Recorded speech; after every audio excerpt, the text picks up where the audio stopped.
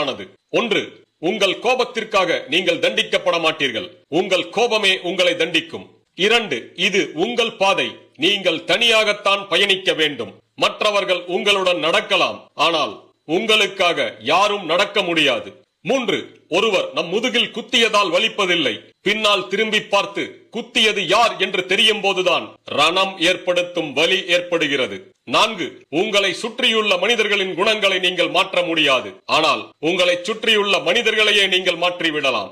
5. கோபத்தை தொடர்ந்து உங்கள் மனதிற்குள் வைத்திருப்பது பாரத்தை தான் கூட்டும். மற்றவர்களை மன்னிப்பது என்பது உங்களுக்கு நீங்களே கொடுக்கும் பரிசு.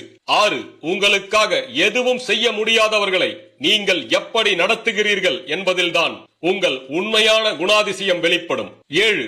ஒவ்வொரு முறையும் உங்களுக்கு நீங்களே எடுத்துக்கொள்ளும் வாக்குறுதியை மீறும் போது உங்கள் வார்த்தைகளுக்கு மதிப்பே இல்லை என்பதை நீங்களே கற்றுக்கொள்கிறீர்கள். 8. தூய நோக்கங்களும் சுத்தமான உள்ளமும் இருந்தால் எதை பற்றியும் வருந்த வேண்டியது இல்லை. 9. நீங்கள் இன்று இறந்துவிட்டால் உங்கள் கல்லறையில் யார் அதிக நேரம் நிற்பார்கள் என்று நினைக்கிறீர்கள். 10.